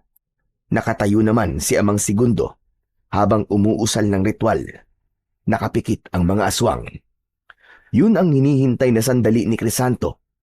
Bumaba siya sa puno at dahan-dahang lumapit. Nag-ingat siya ng mabuti upang hindi siya maramdaman ng mga aswang. Nang makalapit na siya, ay binilisan niya na ang pagkilos bago pa siya maramdaman ng mga ito. Agad niyang iwinasiwas ang hawak na itak at 2 aswang kagad ang natumba. Isang aswang ang nagmulat ng kanyang mga mata at laking gulat niya nang makita ang dugoang mga kasamahan. Sisigaw pa sana ito pero naunahan ni Crisanto. Nasaksak na ito bago pa man siya makapag-ingay. Pero naramdaman na ng ibang aswang ang kanyang presensya. Talagang ngayon ka pa ng gulo kung kailan nagre-ritual kami. Wala akong pakialam sa ginagawa niyong ritual. Huwag mong bastusin ang aming ginagawang ritual. Isa kang lapastangan. Papatayin kita. Pagbabayaran mo ang pagpatay mo sa tatay ko. At ano ang tingin mo sa sarili mo? Malakas? Kaya mo ba kami lahat? Sige, pagbibigyan kita. Ako ang kalabanin mo. Subalit, bago pa sila maglaban ng pinuno, ay agad na sumigaw si Crisanto. Binigyan niya na ng hudyat si Sabel. Sabel! Ngayon na! Nang marinig ito ng dalaga, ay kagad siyang tumayo. Tumakbo silang lahat, kasama ang mga kalalakihan. Agad yung pinigilan ni Segundo. Magsitigil kayo sa pagtakbo! Kapag nahuli namin kayo, mamamatay na kayong lahat! Wala na kaming bubuhayin pa! Gawin niyo na ang dapat, Sabel! Ako nang bahala dito! Sige na! Mas binilisan pa ng mga tao ang pagtakbo. May ilang pumigil sa kanilang mga aswang. May ilan na nasugatan pero walang huminto. Pupunta sila sa kakawyan kung saan nakatago ang mga sibat. Hindi nila pinansin ang pag-aalburuto ng pinunong aswang at ang paghabol sa kanila ng mga aswang. Lahat ay sabik, lumaban, para sa kanilang kalayaan. Walang yakal lalaki ka! Ang lakas ng loob mong gawin ito sa loob ng aking isla! Ang kapal ng mukha mo sabihin na sa'yo ang islang to! Sa amin to! Sa amin! At ipaglalaban namin ang aming tahanan laban sa inyo kahit na anong mangyari! Mga mahihina lang kayong nilalang! Wala kayong laban sa aming mga aswang! Talaga ba? Alam mo bang napasdan ko na ang ilan sa pinakamalalakas mong mga tauhan? Masyado mong minamaliit kasi ang kaya kong gawin. Halika na rito! Maglaban na tayo para matapos na ang kwento mo. Mayabang ka! Kung ganun, tignan natin kung hanggang saan ang yabang mo. Lalo mong pinahamak ang mga taong nandito. Sige mga alagad! Patayin ang lahat ng naiwang mga bihag! Nanlaki ang mga mata ni Crisanto sa narinig. Hindi niya inaasahan ang ganun pa siya mula sa lider. Ginamit niya ang kanyang bilis para tulungan ang mga tao na sinasalakay ng mga aswang. Humalakhak ng malakas si Segundo, pero nagulat ito nang makita si Dolpo at ang ibang mga nayanggaw nila. Kinakalaban ng mga ito ang kapwa nila aswang. Dolpo, traidor ka! Matapos mong traidorin ang mga kababayan mo, kami naman ang tatraidorin mo ngayon! Kahit kailan, hindi ko tinaliguran ng mga taga-isla! Pumayag lang ako maging aswang para may lakas akong patayin ka! Ikaw ang pumatay sa mag-ina ko! Kaya't papatayin din kita! Dolpo, wag! Hindi mo siya kayang labanan! Crisanto! Ako nga to! Iligtas mo mga kababayan natin! Ako na ang bahala sa matandang aswang na yan! Salamat! Salamat at buhay ka, Crisanto! Maya-maya pa ay dumating na sina Sabel at ang lahat ng mga kalalakian. May bitbit silang mga sibat. Subalit bago pa makalapit ang dalaga ay nakita niya ang isang aswang na sumugod mula sa likuran ni Dolpo. Dolpo! Sa likod mo! Sa pagsigaw ni Sabel ay napalingon sa likod si Dolpo. Nakita niya ang aswang na pasugod sa kanya. Mabilis siyang nakailag. Tinulungan naman ni Crisanto si Dolpo at tinaga ang aswang. Handang-handa na ang lahat na ipaglaban ang kanilang isla. Maging si Sabel ay handa na ring makipagpatayan. May pagtanggol lang ang mga walang kakayahang lumaban. Ang pinuno naman ng mga aswang ay halos magwala sa galit, lalo na nang makitang marami na ang mga namatay. Nakapanalig nitong aswang. Mga inutil! Nasaan na ang ibang mga alagad ko? Huwag ka nang maghanap! Inisa-isa ko na mga inaasahan mong alagad! Patay na silang lahat! Hindi maaari! Hindi maaari! Isuko mo na ang buhay mo para hindi ka na mahirapan! Papatayin kitang walang hiya ka! Sumugod ang pinunong aswang habang nakaumang ang mahahabang kuko nito. Nagpalit anyong halimaw ito, pero hindi nagpadaig si Crisanto. Kayang-kaya niyang sabayan ang galaw ng kanyang kalaban kahit gaano pa ito kabilis. Ang ibang mga aswang naman ay nagpalit anyong uwak at balak ng tumakas. Dumampot ng bato si Dolpo at ibinala sa tirador na palagi nitong dala. Tinirador nito ang mga uwak kaya bumabagsak ang mga ito sa lupa. Hindi ako papayag na ikaw lang ang sisira sa plano kong pagpaparami ng lahi. Papatayin kita! Hindi rin ako papayag na makapagasikapan ng lagim sa islang ito at sa iba pang mga lugar. Katapusan mo na! Akmang itatarak na sana ni Crisanto ang itak sa dibdib ni Segundo, pero nakapagpalit ito sa anyong uwak at lumipad para tumakas. Tumatakas na ang duwag na pinuno! Tumatakas na siya! Bumalik ka dito! Duwag na aswang! Walang nagawa si Crisanto. Maya-maya pa ay napatingin ito sa kanyang kaibigan. Dolpo! Ang tirador mo! Ihagis mo sa akin! Dali! Hinagis ni Dolpo ang tirador nito papunta sa kaibigan niyang si Crisanto. Agad niya naman itong nasalo. Dumampot siya ng mga bato bago mabilis na tumakbo para sundan ang halimaw. Sa liksi ng pagkilos niya ay mabilis niyang narating ang dagat. Patawid na sa dagat ang uwak. Tumataas ang lipad nito pero nakikita pa rin niya ang pagkampay ng pakpak nito kahit sa dilim. Tumatakas na ang halimaw, Crisanto! Nakikita ko sila! Nasa itaas! Huwag kang mag-alala, Dolpo. Malinaw ko din silang nakikita. Akong bahala. Asintado ako sa paggamit ng tirador tulad mo. Tama na nga kayabangan mo, Crisanto. Tiradurin mo na ang aswang dahil kapag hindi mo siya tinamaan, ikaw ang titiradurin ko. Inasinta ni Crisanto ang uwak nang makitang malayo na ito sa pangpang. Sa tulong na din ng mutya, ay malinaw niyang nakikita ang uwak sa dilim. Mas malakas din ang puwersa niya, kaya nang pakawalan niya ang bato, ay tumama pa rin yun sa ibon, kahit malayo na ito. Bumagsak ito sa tubig alat. Ilang sandali lang, ay nalapnos ang katawan ng aswang, hanggang sa tuluyang naglaho. Nagsigawan sa tuwa ang mga taong nakasaksi nito. Ang mga aswang naman nakapanalig ni Segundo ay nagliparan sa iba-ibang direksyon. Muling nilagyan ng bato ni Crisanto ang tirador. Nakapatay pa siya ng 3 aswang, habang ang aswang na lumipad sa ibang direksyon ay tuluyan ng nakatakas. Pare, ang galing mo! Lalapitan sana ni Dolpo ang kaibigan at yayakapin, pero pinigilan siya ni Crisanto. Teka, Dolpo! Huwag kang yumakap sa akin kung ayaw mo malitsyon! Natigilan si Dolpo. Saglit niyang nakalimutan ang kanyang pagkatao ngayon, pero hindi napigilan noon ang tuwa niya sa pagliligtas sa kanila ng kanyang kaibigan at sa taglay na kapangyarihan nito. Hanep, ang angas mo na, pre!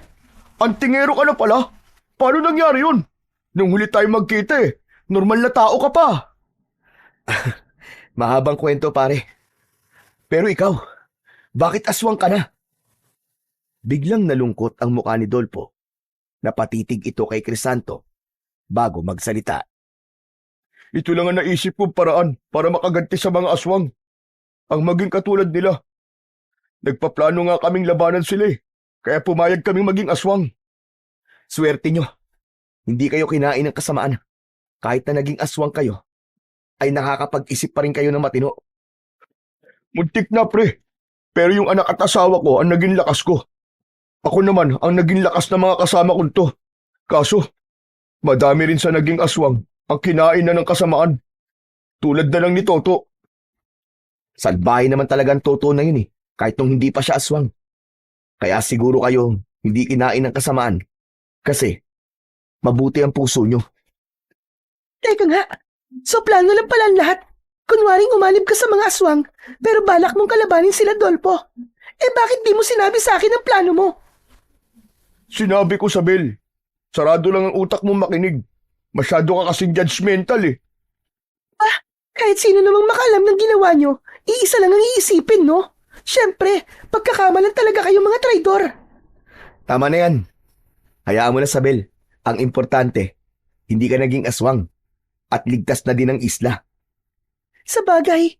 Pero teka nga uli. Ikaw, saan mo nakuha ang mutya mo? Paano ka naging antingero? Pinahiram to sa akin ng isang sirena. Pati ang kaalaman niya, pinahiram lang din niya sa akin. Ano? Sirena?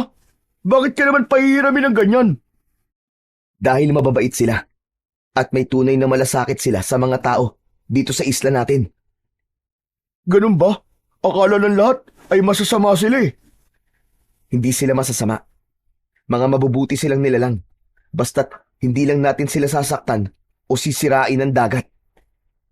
Ngayon tapos na ang problema natin sa mga aswang. Isusoli mo na ba yan, ha? Oo, hindi ko pwedeng angkinin ng bagay na to. Dahil hindi naman to sa akin Kailangan ko magpasalamat sa kanya. Dahil sa pagpapahiram nito sa akin at sa paggabay niya sa akin sa pakikipaglaban. Pare, huwag mo nang isoli yan. Ha? Bakit? Bago mo isoli, patayin mo muna ako. Ano ka mo? Nababaliw ka na ba, Dolpo? Kaya nga naman, bakit mo naman sinasabi yan, Dolfo? Aswang na ako ngayon eh. Hindi na normal ang buhay ko. Ngayon patay na si Segundo at nabuwag na ang kulto nila. Gusto ko nang makasama ang mag-ina ko. Siraulo ka ba? Hindi ka pwedeng mamatay. Mabubuhay ka ng normal dahil hahanap ako ng paraan para mawala ang sumpang yan sa katawan nyo. Hindi. Ano pa ang silbi na mabuhay kung wala naman ang mag-ina ko? Gusto ko na silang makasama, Crisanto. Gusto ko na silang makasama. Tingin mo matutuwa sila? Kapag namatay ka ngayon, umayos ka nga, Dolpo. Maging matatag ka para sa mag-ina mo. Ituloy mo ang buhay mo dahil alam kong yun din ang gustong mangyari ni Dina. Ewan ko, pare. Namatayan din ako, Dolpo. Nawalan din ako ng tatay. Pero hindi ko iniisip na mamatay na lang. Lumaban ka. Pero, Huwag ka na nga muna mag-isip ng kung ano-ano. Damhin natin ang kalayaan sa kamay ng mga aswang na yun. Akong bahala sa'yo, Tol. Bumalik na sila sa mga kabayan. Labis na natuwa ang lahat nang malamang patay na ang pinuno ng mga aswang. Samantala, may ilang natakot sa grupo ni Dolpo pero ipinaliwanag ni Crisanto sa lahat na hindi sila sasaktan ng mga dating taga-isla na naging aswang. Bagamat takot, ay nagtiwala ang lahat sa sinabi ni Crisanto. Samantalang hindi nagpakampante ang lahat. Kahit patay na ang pinuno ng mga aswang, ay nagbantay pa rin ng iba, kasama si Sabel at Crisanto. Sabel, magpahinga ka na. Alam kong pagod ka rin. Ipaubaya mo na ang pagbabantay sa mga kalalakihan. Ayos lang. Hindi rin naman ako makatulog eh. Salamat nga pala ha. Dahil binalikan mo kami kay Santo. Wala yon. Hindi rin naman kakayanin ng konsensya kong pabayaan kayo dito eh. Talagang umalis lang ako para makahanap ng tulong. Mabuti na lang dahil nahanap ko ang Serena. Patawad, Crisanto ha. Dahil napag-isipan pa kita ng masama. Alam mo, kung nakikita tayo ni Itay at Aling Wana, tsak na matutuwa ang mga yon.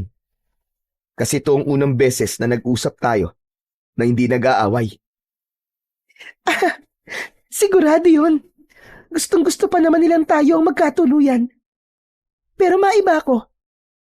Ibabalik mo na ba ang mutyang pinahiram sa'yo ng Serena? Makikiusap ako sa kanya na wag na. Gusto ko pang isaayos ang lahat dito sa isla. Tumango si Sabel. Marami pa silang napagkwentuang dalawa hanggang sa hindi na nila namalayan ang pagsapit ng umaga. Aalis na muna ako, Sabel. Kakausapin ko lang ang Serena. Sige, mag-iingat ka. Lumusong na siya sa dagat. Hinayaan niya ang sarili na tangayin ng mga alon. Pumikit siya habang nasa ibabaw ng tubig. Maya-maya pa ay may narinig na siyang tinig. Nakita niya ang sarili sa lugar kung saan niya unang nakita ang mahiwagan Serena. Magiliw siyang tinanggap ng Serena. Kaibigan, ayos lang ba sa'yong humiling pa ako ng isa pang tulong? Anong kahilingan? Sabihin mo lang, Crisanto. At kung kaya ko, ay ibibigay ko sa'yo. Gusto ko sanang hiramin muna ang mutya hanggang sa maayos ko ang isla. May mga nayanggaw kasi ang mga aswang, kaya gusto kong hanapan ng lunas. Hindi na kailangan maganap ng lunas. Ang mutya namin ay maaasahan din sa panggagamot. Pwede mo yung gamitin at siguradong gagaling sila. Pero pagkatapos nun, ay isauli mo na sa akin dahil mahalaga sa amin ang mutya na yan. Muli ko yung ipagkakatiwala sa'yo. Salamat talaga ng marami sa'yo, kaibigan Serena. Pero may kapalit na ang hiling mo na ito, Crisanto. Ano? Anong kapalit? Sinagot ito ng Serena. Bahagyang naguluhan si Crisanto, pero maya-maya pa ay pumayag na rin. Handa siyang magsakripisyo, alang-alang sa kanyang mga kasamaan. Samantala, ibinahagi na sa kanya ng Serena kung paano niya magagamit ang mutya sa panggagamot. Magagamit mo ang mutya ng Serena. Ibabad mo to sa tubig ng isang buong magdamag. Dasalan mo bago ipainom sa kanila. Ganun lang pala kadali ang lahat. Salamat talaga. Salamat sa tulong mo, kaibigan Serena. Pagbalik niya sa kubo, ay ginawa kagad niya ang bilin ng Serena. Ibinabad niya ang mutya sa tubig at pagkatapos ay hinayaan muna niya para mababad ng matagal. Dumating naman si Isabel na may dalang mainit na sinigang na isda. Dinalang kita ng pagkain. Alam ko kasi na hindi ka nakapagluto. Hoy, walang gayuma yan ha. Nako, kahit may gayuma pa to, kakainin ko to. Oo nga pala, nasan si Dolfo? Nandun sa bahay niya nagmumukmok. Ano ba ginagawa mo rito? Gumagawa ako ng gamot para mabalik na sa dati ang mga nayanggaw. Kailangan ko ng tulong mo, Sabel. Oo naman, maaasahan mo ako dyan. Huwag mo rin sanang pababayaan si Dolfo Gabayan mo siya. Kasi baka totohanin niya ang kagustuhan niyang mamatay. At kapag okay na ang lahat, huwag mong pababayaan ang mga tao dito sa isla. Teka, sandali nga. Bakit parang nagbibiling ka? Aalis ka ba sa isla? Hindi ko nasabi sa'yo. May kapalit kasi ang tulong ng Serena sa atin eh. Anong kapalit? Kailangan kong tumira kasama nila habang buhay. Ano? Totoo ba yan? Malungkot na tumango si Crisanto. Napuno naman ng luha ang mga mata ni Isabel bago yumakap sa kanya. Hindi na rin niya napigilang umiyak bago tumugon sa yakap ng babae. Alam mo ba kung bakit lagi akong galit sa'yo, ha? Hindi mo kasi ako pinapansin. Tapos kapag napansin mo naman ako, tinatrato mo akong parang si Dolfo. Hindi mo ako tinatratong babae. Kahit naman ganito ako, babae pa rin ako. Sorry na, Isabel. Akala ko kasi one of the boys ki. Manhid ka lang kasi. Kahit si Inay at si Mang Tiborcio, ramdam na may gusto ko sa'yo. Talaga? May gusto ka sa akin? Sinabi ko na, di ba? Hindi ko na uulitin yun. Pasensya ka na, Isabel Pero, ibaling mo na lang sa iba ang nararamdaman mo. Alam ko naman na hindi ako ang tipo mo eh. Kaya sige lang. Ano ba yan? Sige na nga, kumain ka na. Baka lumabig yung sabaw eh. Bukas babalik ako dito para tumulong sa panggagamot. Kanina pa nakaalis ang babae, pero nakatulala pa rin si Crisanto. Alam niya sa sarili na may damdamin din siya kay Isabel, pero hindi niya na dapat sabihin dahil aalis na siya. Kinabukasan ay nanggamot na sila ni Isabel. Dinadasalan niya ang mga tubig at ito naman ang nagpapainom sa mga nayanggaw. Matapos makainom, ay nagsuka ang mga ito hanggang sa lumabas ang napakalapot at nangingitim na laway. Naging matagumpay naman ang gamutan nila. Nakabalik na sa normal na pamumuhay ang mga taga-isla. Nang maisaayos ni Crisanto ang isla, ay tsaka naman niya hinarap ang obligasyon niya sa Serena. Kailangan niyang tuparin ang ipinangako niya dito, kapalit ang tulong na ibinigay nito. Nang gabing yon, ay naglakad si Crisanto papunta sa dagat. Hindi na niya nakita ang lihim na pagtanaw ni Isabel. Lumusong si Crisanto sa dagat. Lumangoy siya hanggang makarating sa kailaliman nito. Mula doon ay tila hinihigop sa kung saan ang kanyang katawan hanggang mamalayan na lang niyang nasa mundo na siya ng mga sirena. Doon ay namuhay siyang payapa pero puno ng kalungkutan. Madalas ay tumatanaw siya sa kanilang isla at kung minsan naman ay lihim niyang tinutulungan ang mga mangingisda para makakuha ng sapat na isda. Crisanto, ramdam ko ang kalungkutan mo at ang laging pagtanaw sa babaeng nakatayo sa pampang. Siya si Isabel. Siguro'y umaasa siyang makikita ko sa dagat. Pero huwag kang mag-alala. Tutuparin ko ang pangakong manatili dito sa tabi mo. Nakita ko na ang kabutihan ng puso mo, Crisanto. Alam ko din na handa kang panindigan ng bawat pangakong binibitiwan mo. Pero hindi ko kayang makita na nandito ka lang dahil tumatanaw ka ng utang na loob. Patawad kung yan ang naipaparamdam ko sa'yo. Palalayain na kita, Crisanto. Bumalik ka na sa mundo mo. Ha? Pero bakit? Dahil yun ang nararapat. Hindi ko din kayang makita ang kalungkutan mo. Lalong nanlalamig ang puso ko sa tuwing nakikita ko ang lungkot sa mga mata mo. Pero bago ka umalis, kailangan kong bawiin ang mutya, pati na ang mga kaalamang binigay ko sa'yo. Salamat, kaibigan. Napakabuti mong talaga.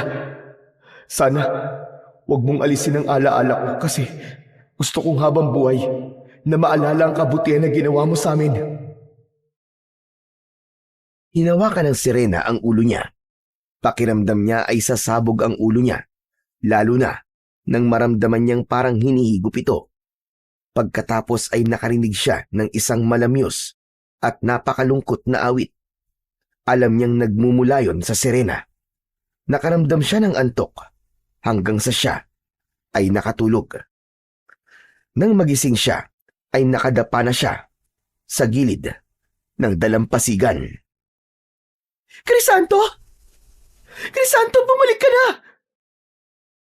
Tuwang-tuwang nilapitan ni Isabel ang lalaki. Isabel, totoo ba na nakauwi na ako? Oo, Crisanto. Narito ka na sa isla. Ang tagal ko naghintay na bumalik ka. Teka, tatawag lang ako ng tulong para madala ka namin sa kubo. Hindi ko pinabayaan ang kubo mo, kaya matibay pa rin yun hanggang ngayon. Palagi ko yung nililinis. Huwag ka na magtawag ng tulong. Kaya ko ang sarili ko, Isabel. Sige, aalalayan kitang tumayo. Inalalayan siya ni Isabel hanggang sa paglalakad. Dinala siya nito sa kubo. Nagtataka naman ang mga taong nakakakita sa kanila. Isabel, sino yung kasama mo? Dolpo, tulungan mo ako. Dali natin sa kubo si Crisanto. Ha? Si Crisanto na yan? Ano nangyari sa kanya? Mabilis na lumapit si Dolpo at tinulungan si Isabel na madala siya sa kubo. Inihiga siya sa papag at pagkatapos ay binigyan ng maiinom. Penging kape. Miss na miss ko na talaga ang kape. Langya, Crisanto. Ikaw nga yan. Ano nangyari sa'yo? Bakit mukha kang ermitanyo? Ang haba ng balbas at bigote mo, pre ah. para kang bigis ah. Kinapa niya ang baba at napagtantong nagsasabi nga ng totoo si Dolpo. Pati ang buhok niya ay mahaba din, kaya nagtataka siyang bumaling kay Isabel na nagtitimpla ng kape. Grabe ka, Dolpo. Hindi mo ako nakilala, buti pa si Isabel eh. Nakilala ka agad ako. Makikilala ka talaga niyan. Mahal na mahal ka niyan eh. Uy! Bakit ako? Di mo ba ako mahal? Tama ka na nga. Ang corny na joke mo. Kita mo to. Ikaw ang nauna eh. Di naman ako nagbibiro eh. Mahal ka naman talaga ni Isabel eh. Pero teka, ano ba kasing nangyari? Bakit nawala ka? Kung saan kita hinanap, ang hirap pa naman kapag wala ka. Halos 1 taong ka ding nawala ah. Miss na miss ka namin, Crisanto. Tama na nga, Dolpo. Nakakadiri ka na. Hindi nga. Ano nga ba nangyari sa'yo? Umiling na lang si Crisanto at sinabing wala siyang naaalala. Kailangan niyang magsinungaling para hindi na muling maungkat pa ang tungkol sa Serena. Tanging si Isabel lang kasi ang sinabihan niya na ang kapalit ng pagtulong ng Serena ay ang pagsama niya sa mundo nito.